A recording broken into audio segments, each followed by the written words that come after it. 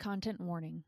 The content of this podcast is intended for informational and educational purposes only and should not be considered medical or psychological advice. The views expressed are those of the hosts and guests and do not necessarily reflect the opinions of any professional organizations. If you or someone you know is experiencing mental health issues or a crisis, please seek help from a qualified mental health professional or contact a crisis support service by dialing 988. Always consult with the licensed therapist or counselor for personalized support and guidance.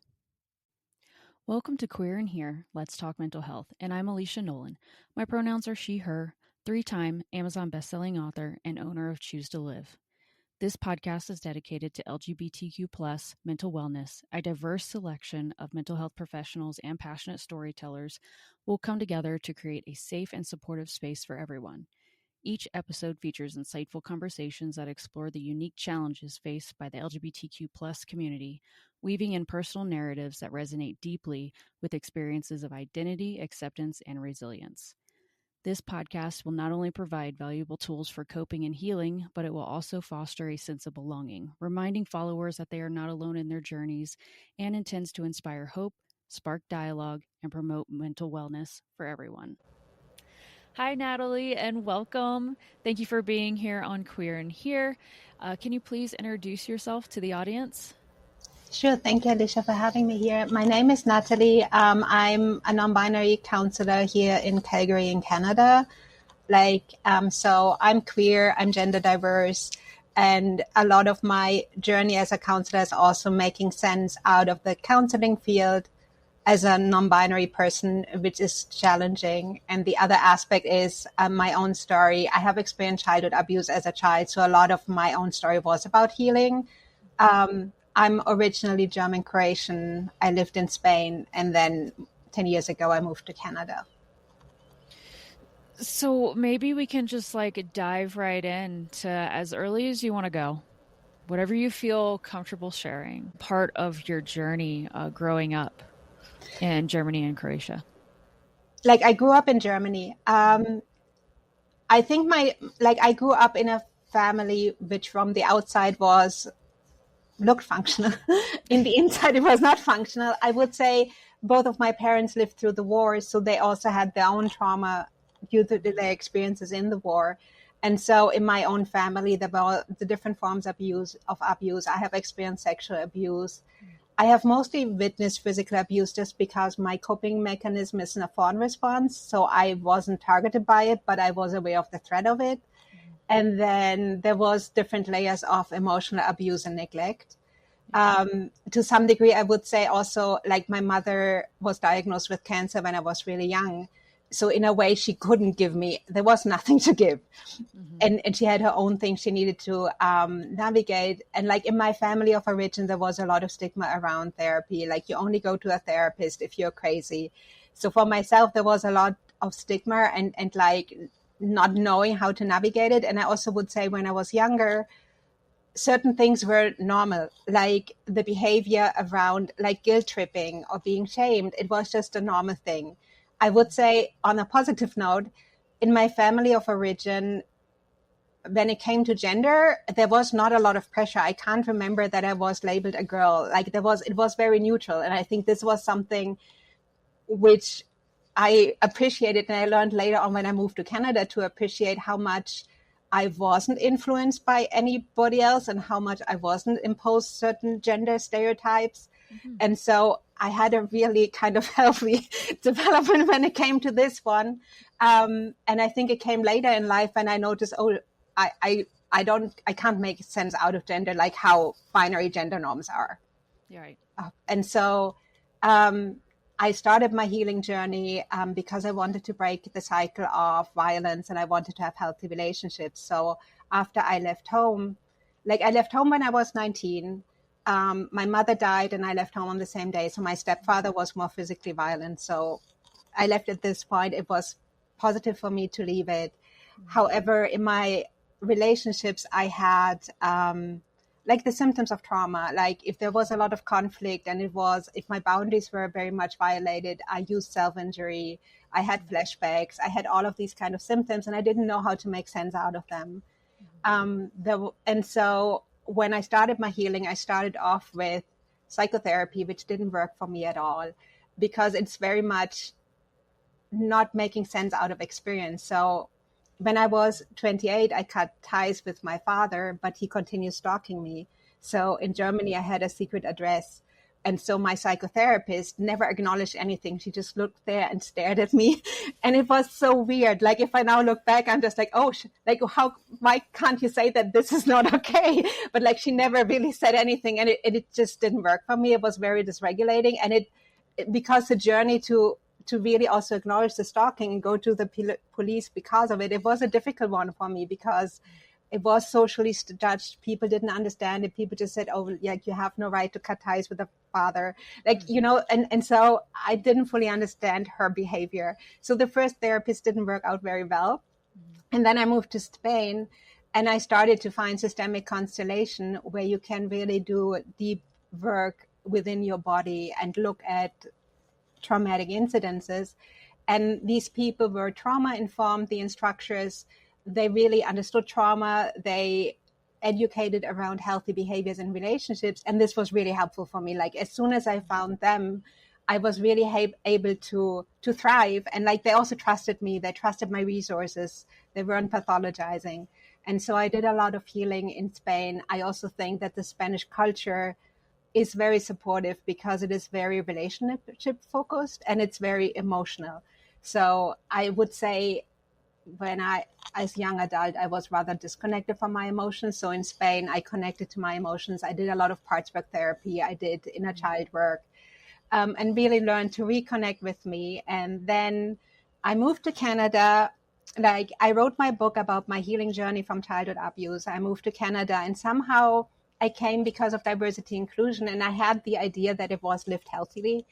And I think then I really collapsed when I noticed how toxic it is lived and the different levels of systemic dynamics, whether it, like, if it's racism, if it's against queer folks. Like, I didn't expect it to be so hostile. And so I had a moment when I was here, I think after 3 years being here. So when I came out as non-binary, I lost all of my Canadian friends. Like, all of them cut ties with me because I didn't want to hang out with somebody who was non-binary. And wow. At the same time, I really struggled with the immigration journey. And so for me, if I don't have connection with my family of origin. So it was a bit like, if it doesn't work out here, where do I go? And so in this moment, I became really suicidal.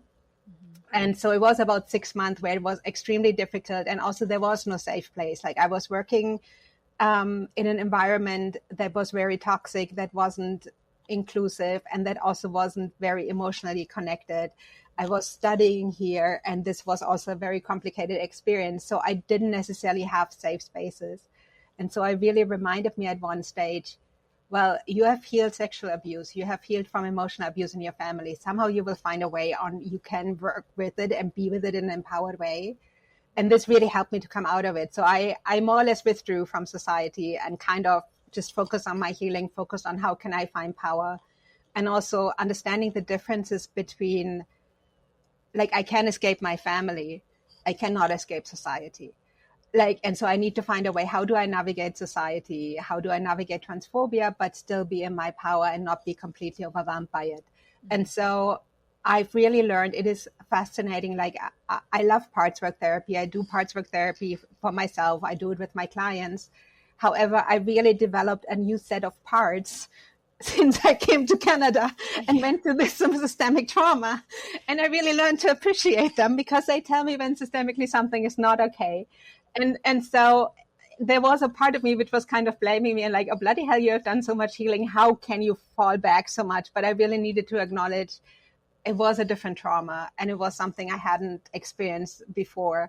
And so finding meaning in that was meaningful. And so I think a lot of my journey now is really finding the balance, being myself, standing up for myself, but also knowing when do I need to take a break and when do I just walk away from people who aren't healthy, and these kind of things. Is this helpful? That is so incredibly inspiring. Every story is different. So let me just be clear there. Every story is different. The way that I like to verbalize that is you can relate to a story, but you don't know exactly what they're going through. Yeah. But there's so many people that can relate to growing up in an abusive childhood or having an abusive childhood, whether it's sexually, emotionally, physically, all the things. And there are a lot of people who have poor coping skills for stuff like that, either poor coping skills or they end up going a different path in life that is self-destructive. And my hope for those people is that they can come out of that in a healthy manner, right? Whether it is through therapy or whatever modality it is. But there's a lot of people who get stuck in that. And I only hope that those individuals hear stories like yours and it gives them hope. It says, if this person can do it, I can do it too. Yes. Okay. I hear you. And I have the same hope. I also would say I'm aware that we all have a different journey. Yep.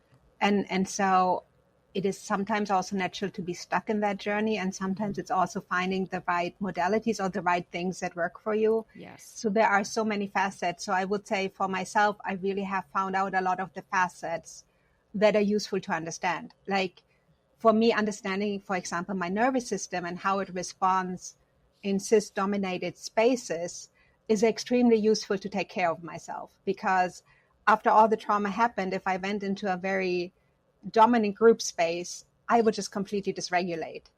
And understanding that it's just a dysregulated nervous system and that I can take care of it was really helpful for myself to not feel so crazy, because it was really crazy making in the beginning. Yeah. So I do a lot of that work with my therapist, is that regulation and that dysregulation. And the first step was, of course, recognizing it and kind of like stopping. And then I started doing parts work as well. And I'm a huge fan of parts work.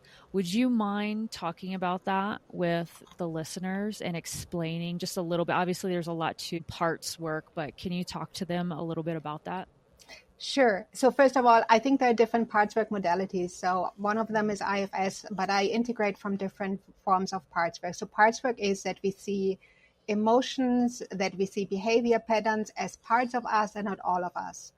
Ideally, like we all have a self within us. It can be called adult self, like sometimes it's called magical inner child. It really depends on what you work with.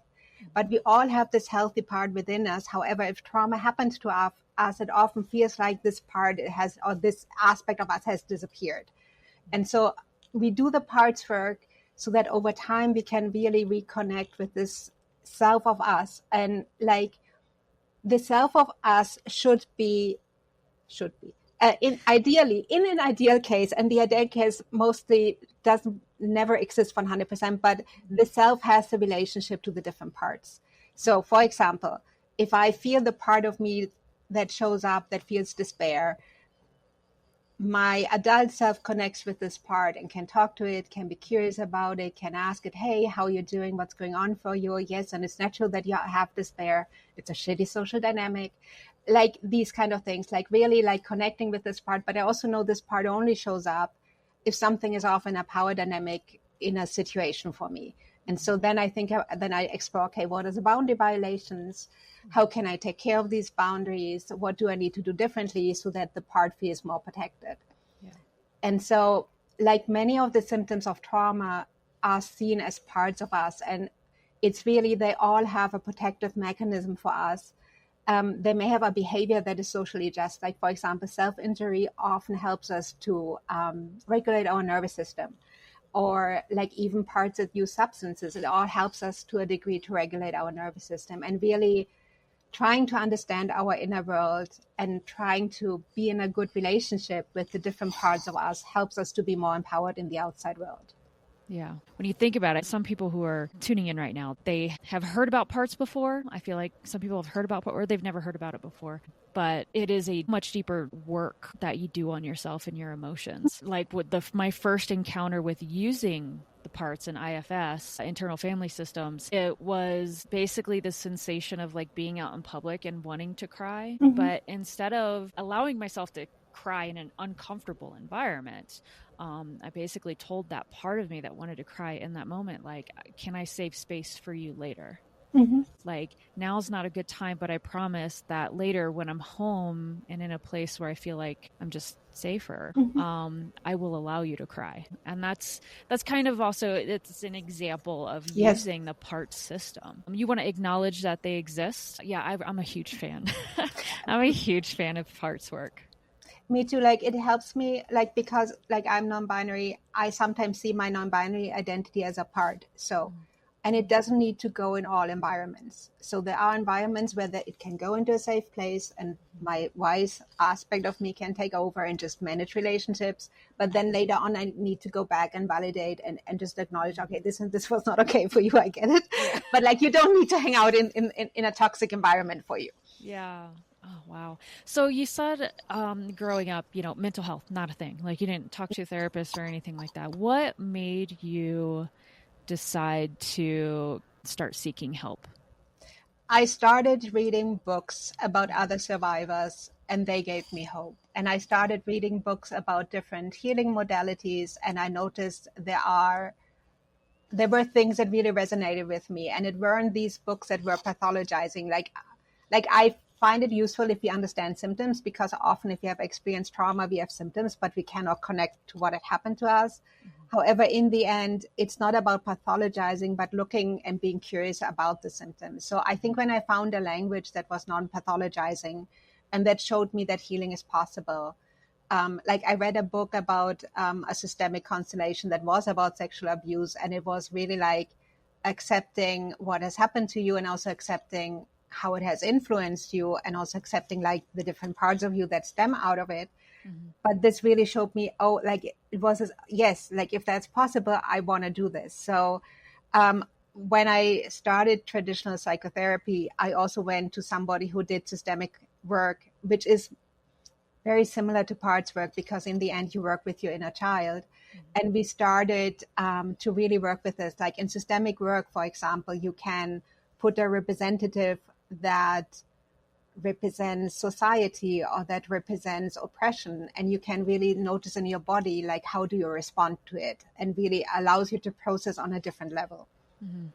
Does this make sense? Yes, no, absolutely. And from a systemic oppression point of view, like Yes. there's I try to stop myself and look inward whenever Mm-hmm. I see something, because there's a bit going on in the United States right now, especially against the queer community, and I get so angry. Mm-hmm. I get so angry. And I have to give that anger space, and I recognize it. I give it space because it's valid, in my Yeah. opinion. Like, those feelings are absolutely valid, Yeah. that anger. But sometimes I have to be honest with you, I never know what to do with it. It's like, I feel it, I acknowledge it, it's there, it's valid. The hateful rhetoric that our society faces a lot of times can be so overwhelming and scary. It is overwhelming and scary. Like, I think it's hard to compare countries, but I'm aware that I would say the US right now is far more anti-queer than Canada is, although I would say it has increased the hatred here too. People are more open about it. Mm-hmm. Like, I resonate with the sense of anger and the sense of fear. Mm-hmm. Like, for me, I really ask myself, what is the best response that I can do? Yeah. And like, what is the most meaningful response? And so when it started to get worse after COVID, I really said, okay, can I go more to podcasts? Can I raise my voice more? Yes. Because I'm aware at my age, I was really lucky in my life in a way, because I had done a lot of healing of childhood abuse before I was targeted by the systemic dynamics. And so sometimes I work with people who have both constantly and are much younger. So in a way, I ask me, like, what can I take responsibility for? How can I speak up more? Mm-hmm. And but also, where's my boundary? Like, I did a lot of work with my counseling association to advocate for more inclusion for queer folks. Mm-hmm. And honestly, after 7 years, I needed to stop it because it became really harmful for me, and it was just gaslighting and nothing happened. So I just stopped doing it. Mm-hmm. And I think it's a complicated thing sometimes, like, sometimes it doesn't work as we hope. And then the thing is, can we hold on to it, or do we need to let it go?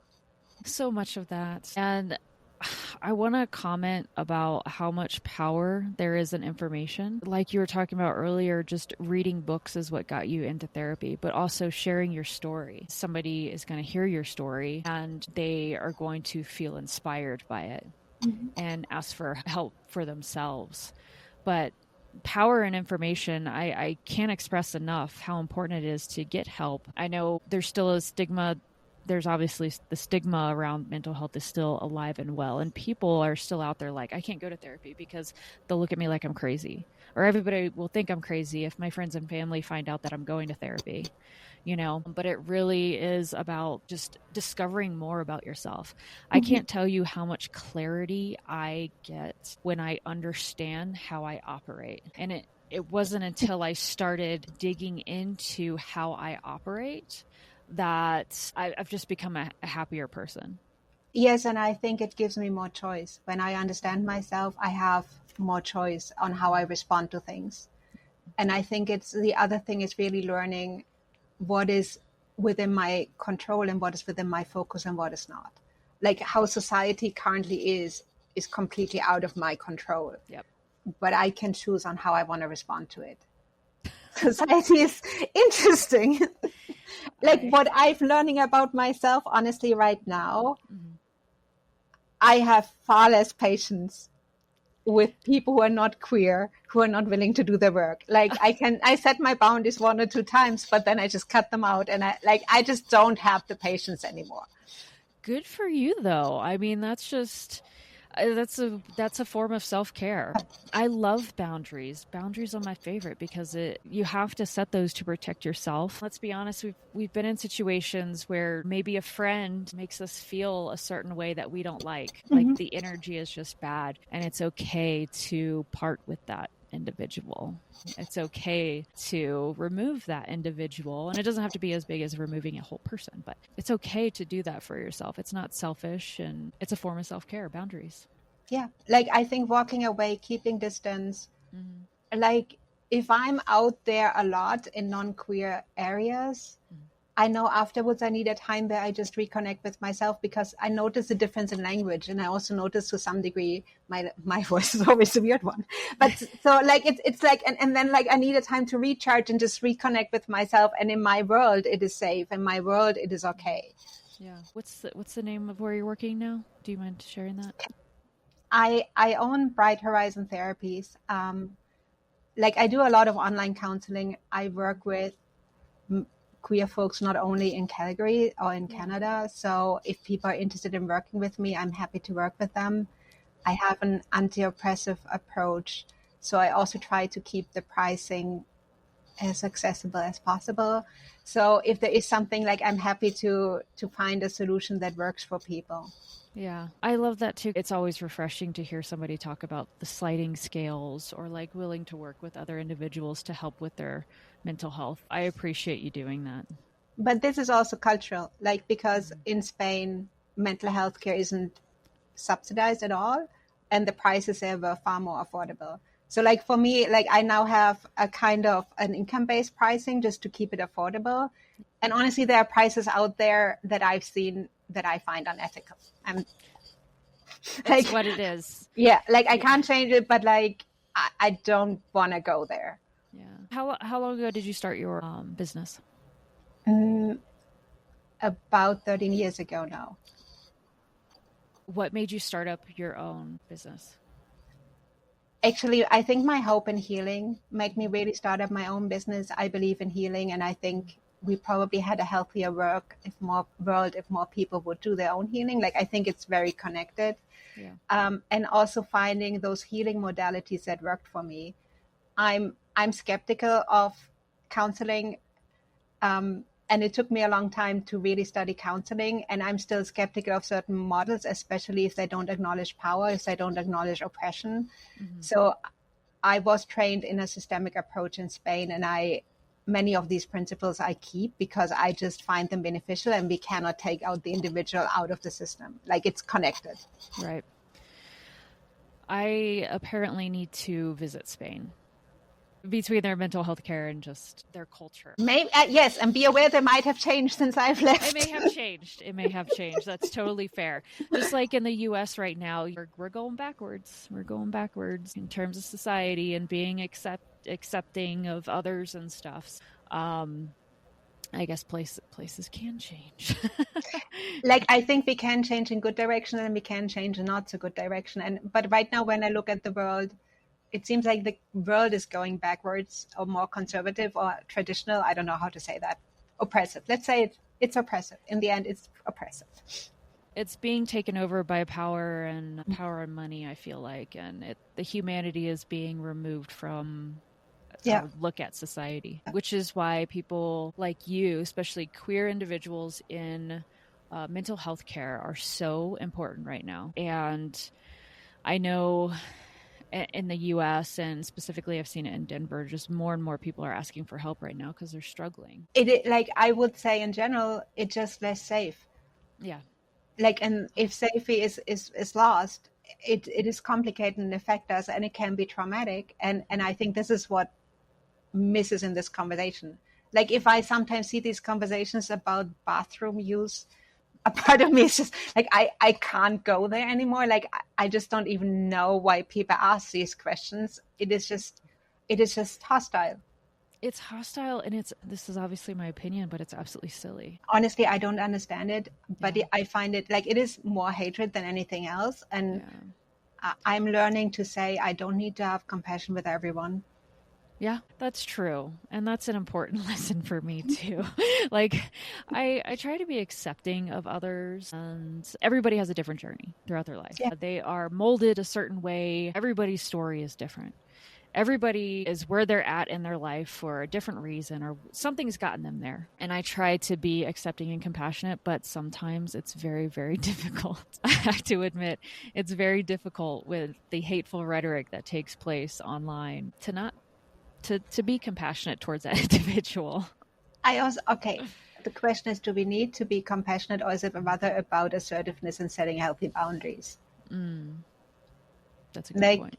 Because some of this rhetoric, the person doesn't use I statement. It just, like, if they were able to share more of their world, there might be an opportunity. However, they are very rigid. Yep. And it's very blaming. And there is no way to connect. So do we need to be compassionate with people who aren't willing to be genuine and real? That's very true. I'm going to immediately stop being compassionate towards you. Yeah. It's something to ponder, though, because I'm a bit passive. I'm a bit of a passive individual. I see people make comments, and I kind of just let it go and accept that that's just who they are, which is not a bad thing. But I'm not as assertive as I should be. Now, there's been times where I've spoken up where somebody is wrong, but I think that's an important lesson for myself, and I appreciate you saying that. Okay, I want to say, I think speaking up can also be a risk. Like, it's not always about, like, speaking up isn't always safe. And like, I needed to learn a lot on how do I navigate the responses if I speak up. And they can be really uncomfortable. And so, like, I don't think there's a right or wrong answer, but I also think it's really, right now, just with what's going on, like, how can we respect ourselves? How can we assert ourselves within ourselves, or preserve ourselves? Yeah. Do you see a lot of U.S. clients at all, or are they? I have a couple of U.S. clients. Like, I think they are mainly gender diverse. Yeah, I would say so. But I would say Canada right now, like, the hatred has become more. So I think to some degree, what's happening in the States somehow increases the fear for gender diverse or queer folks here in Canada. Yeah. Because, like, now people here in Canada, they kind of follow up the narrative, and because somebody in the States is against trans folks, they can be against trans folks. Like, so I think there is the hostility and the hatred here is increasing, just because I think, the wave is kind of. Yeah. I don't know how bad it is in the States. Like, I know it's bad in some states, and no, we are not that bad. Yeah. But I also would say the level of safety is decreasing right now. Yeah. I hate that that's almost like bleeding over into Canada. I don't even know how to word it properly. It's like, it's disheartening, and it's embarrassing as an American with the amount of hate that's taking place, that it's actually like jumping borders into another country and affecting, I mean, not that you guys are super far away, But yeah. but also you're not responsible for it. Yeah, Like that's there's true. nothing you can do about it. And in the end, I think maybe it was something that was there anyways, you know, in a more dormant way. Yeah. But now they sense they have the right to speak it out loud. Like personally, I need to say one thing. I prefer somebody who's openly transphobic because I can walk away from them, to somebody who is subtly transphobic but tells me politely Mm-hmm. how kind they are. This is so difficult to navigate. So Yes. I agree with that. And in terms of boundaries, like, you're absolutely right. I would rather have somebody be outright just disgustingly transphobic, and that way I know to stay away from you. And yeah, it's funny because, like, in my neighborhood, it's the same thing. This is political, but yeah. So everybody puts like flags up for the election, right? So you see the Trump flags and you go, not safe, not safe, not safe. You know, it's like, thank you for telling me who is not safe. Like, you're just highlighting yourself, you know, thank you. I agree. Like it's similar here. Like even though I don't vote, I see the flags, and then there's a part of me is like, oh, I don't want to be too close to your house. I want to walk away. Yeah. And that's one reason of a rainbow on my house, which, I mean, to be honest, I've thought about taking down because of everything that's happened. But for now, it's a symbol of safety. People know that they can knock on my door if they're in trouble as a queer individual, somebody from the LGBTQ plus community. They can come to my house because it's a safe space. And be aware. Like when I was looking for a new apartment this year, I was really like, it was so shitty because I was like, okay, do I need to say that I'm non-binary to avoid transphobic landlords?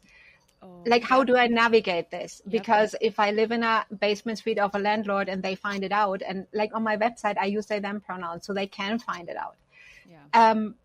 And so I was really insecure, but then I found a house and they had Trans Life Matter in their window. Yes. And I was like, I came in and I said to the residential manager, oh, wow, like I'm non-binary. I really appreciate the sign. Yes. And then another person living there, they had like the rainbow flag as a doormat. And I was like, oh, wow, this is a queer-friendly house. And I was so happy. And I was so lucky because I got the apartment. Oh my gosh. That's fantastic. See, and that's what I'm talking about. Like, it's a symbol of safety.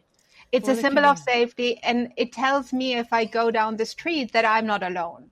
Yeah. Yeah. I love that so much. And I'm so happy that you found a place like that. That's fantastic. Okay. Here's the thing. Trust your intuition. And also you have a right to be safe. Like, and be aware just by pure existing, we do advocacy work. Like, I still go outside and I say to people, my pronouns are they, them. Yeah. And like each interaction on this context is a little bit of advocacy. And so I think sometimes we need to reframe what advocacy is, but I also think, like for trauma recovery, what's really important is to prioritize safety. So I think right now every queer person needs to think about their safety and redefine their safety. Like, if I'm honest, like with everything that went on over the last 3 years, I really redefined my values, and I had the value of love and compassion. And now I changed it to self-respect, because I said to myself, like, to really be empowered in the current context, the most important thing is that I respect myself. Yeah. And so we need to respond to what the system is imposing onto us and find, like, how can we empower us in this? And also, how can we keep us as safe as possible so that our mental health or mental emotional well-being can be intact as possible? Yeah. Yeah, and I think that's what a lot of people are struggling with right now is, I want to be an advocate, I want to fight, but I also want to keep me and my family safe. Like, I don't want to put myself in a situation that could compromise our safety.